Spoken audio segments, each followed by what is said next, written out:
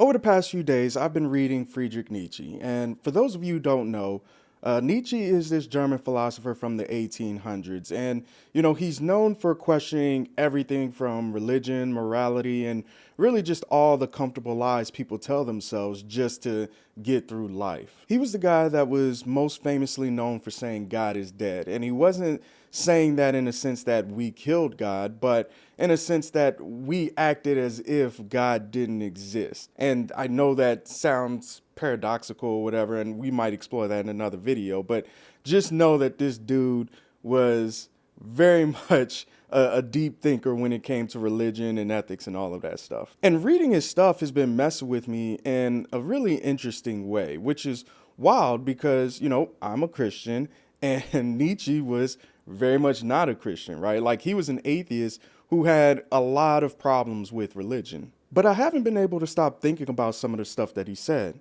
So today I want to talk about how someone who doesn't share my faith at all can still end up challenging it and even making me stronger in my faith at the same time. So let's talk about it. What's going on, everybody? Welcome to Kev's Two Cents. If you would, go ahead and do me a favor. Go ahead and like the video, subscribe to the channel, do all the YouTube stuff. If you're interested in just an audio-only experience, I also put out a podcast of this very same video on Spotify, Apple Podcasts, wherever you get, your podcast. So go ahead and do that for me, and let's go ahead and get into this video. In his book, Human, All Too Human, Nietzsche talks about a lot of different things, but one thing that stuck out to me the most was how he describes what happens when you really start to dig into knowledge and dig into truth. He basically says that if you're serious about understanding the world, two things are going to happen. First, you're going to start to realize that you don't know nearly as much as you thought you did. And not just that, you're going to start to see that a lot of the stuff that you used to believe in, the things you used to feel, secure about, you're going to start to realize that that stuff was maybe just a little bit too simple, I guess, right? You start noticing how complex everything is. Like a lot of the stuff that we actually, or we think we know, is actually just us giving our best guesses or borrowing ideas from everybody else. And second, as your certainty starts to get stripped away, you start to realize how cold the world really is. All that stuff that you thought was solid, right? The structures, the stories, the sense of purpose, it all starts to crack, right? You start to see that the world doesn't come with this inherent meaning. There is no built-in order, no automatic consolation when things start to fall apart. It's just, chaotic and unfair and indifferent, really. For Nietzsche, the coldness of the world wasn't the problem. The problem came from our refusal to face it. Nietzsche believed that instead of confronting reality, people chose to numb themselves with false hope, religious promises, shallow comforts, like anything to avoid admitting that life is chaotic, meaningless, and indifferent.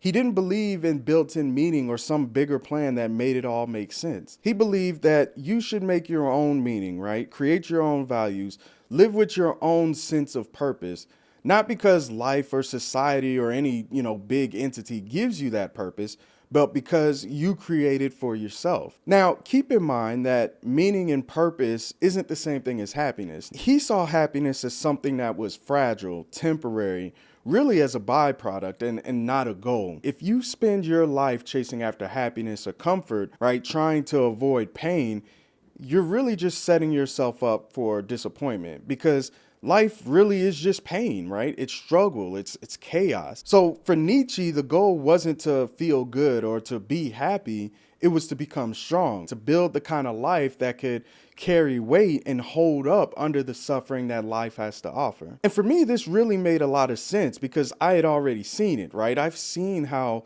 jacked up the world can be, how unfair and how random, how fragile things can be. So when Nietzsche said that life is cold, life is indifferent, I wasn't shocked by that.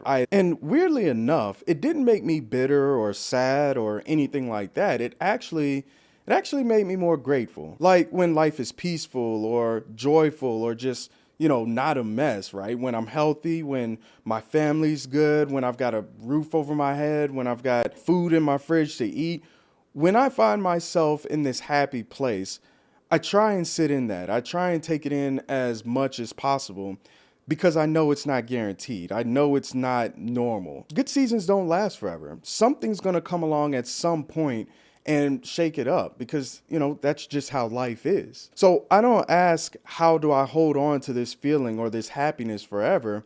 I ask, how can I enjoy this as much as possible while it's here? And when the suffering does come up, when it does show up, I don't act surprised, right? I just say, yep, this is part of life too. Now, reading Nietzsche didn't give me some brand new revelation about the world being tough. It just made the truth that I had already known hit a little bit harder, especially when we start talking about through the lens of my Christian faith. I've always known this world's been broken, but Nietzsche's view, even as an atheist, kind of hit me in this weird place, right? Gave me this weird sense of vindication. Because to hear someone from a completely different belief system say out loud some of the same things that my Christian worldview has been wrestling with for years, really, it was kind of wild, right? It was like, okay, I'm not the only one who sees this stuff and sees how messed up the world really is. I wasn't the only one who saw the pain, the injustice, the emptiness, and, didn't just try and explain it away with shallow answers.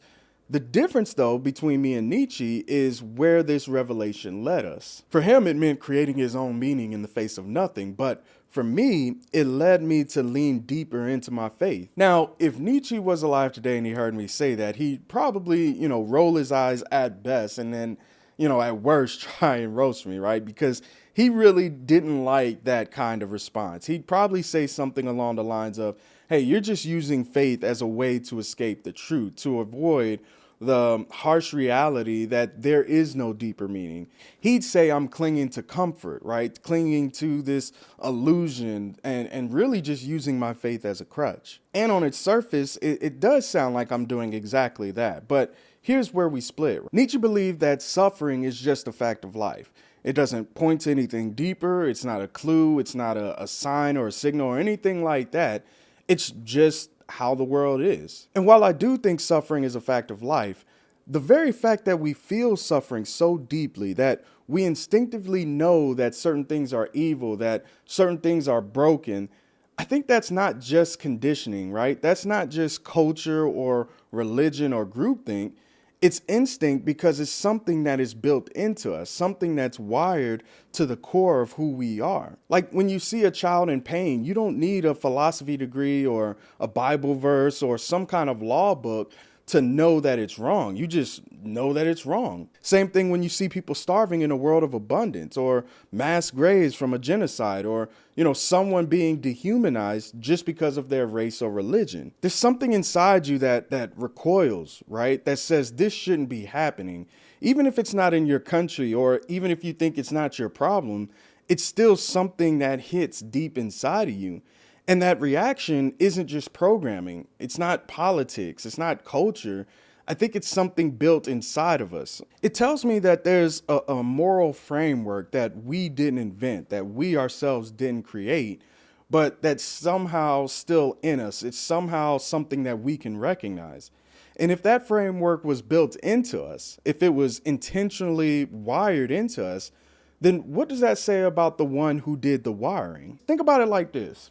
If life has no meaning and suffering is just random, just a fact of existence, then why don't we treat it like that? Why don't we just look at murder as a natural part of competition? Why don't we see genocide as just one group winning over another group? Why don't we look at betrayal as just a simple strategic move? Why do we call those things evil? Why do they, eat at us from the inside? It's because somewhere deep down, we know that those things just aren't unfortunate. They're wrong. They're morally wrong. Not because a law said so, not because, we were taught to think that way, but because something in us refuses to accept this as normal. And that resistance to that stuff, that moral instinct only makes sense if life isn't just a sequence of random events or random pain, but of something that was meant to be better. If suffering was really meant to be nothing, we wouldn't feel so shattered by it, right? We'd adapt to it, we'd get used to it, and we'd move on. But we don't. We carry it with us, we put a name on it, and we try and figure out ways to heal from it. That doesn't sound like meaningless to me. That sounds more like a clue. And that's where I think Nietzsche kind of falls short, or rather, maybe we disagree on that, or we definitely disagree on that. He saw pain, he saw all that pain, all that evil, all that injustice, all that heartbreak. And he said, yep, that's just life. Accept it, endure it, and, continue on, create your own meaning out of it. And really, on one level, I respect that, right? I think it's honest, it's raw, it's resilient, and I definitely think we do need to work harder at finding meaning in this world.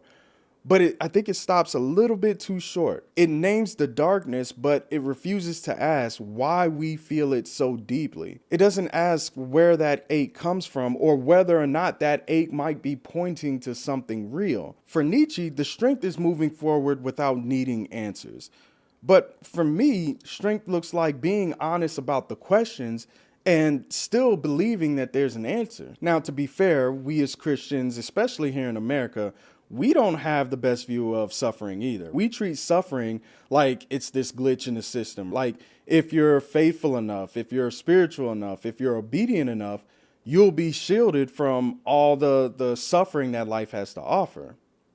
And when things start to break down, when bad things start to happen to us, we start looking for who to blame, right? Is it ourselves? Is it our sin? Is that a problem? Is it our lack of prayer? Or is it our tithing record, depending on what church you go to?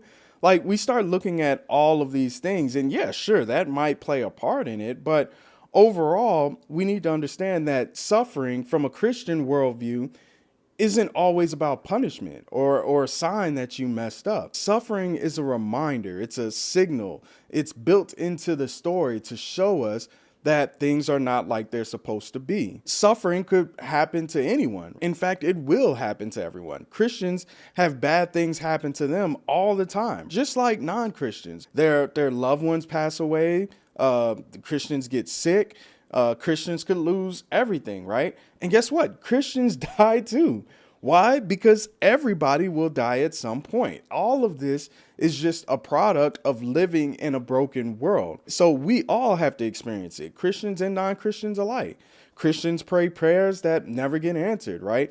There might not be any justice or healing or resolution on this side of heaven for you if you're a Christian, right? You might actually die in your suffering. There is no, grand individual story for everybody that ends with you dying on your deathbed with your loved ones around you with, all your loose ends tied up, right? That's not how the world works for Christians or for non-Christians. But if there is a God, it's the same God that put inside each human being the instinct to understand that suffering is bad, that, that some things are evil, that all the bad things that we see on earth is a sign that things are not how they should be.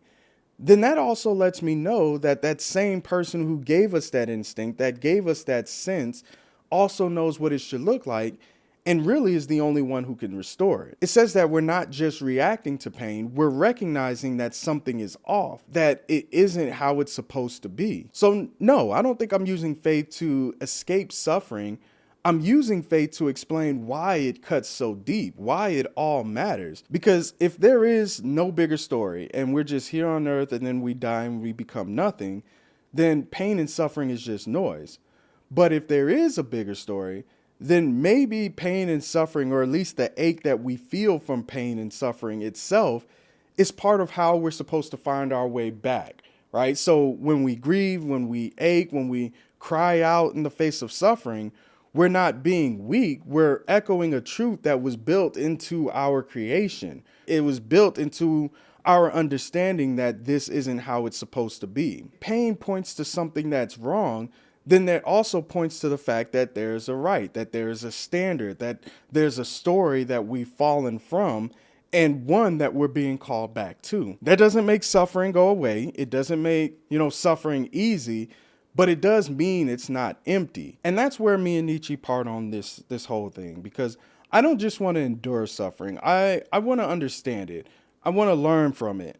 And really, I just want to hold on to the hope that suffering won't have the last word. Anyway, that's all I got for today. Thanks for listening to my rant. We'll catch you next time.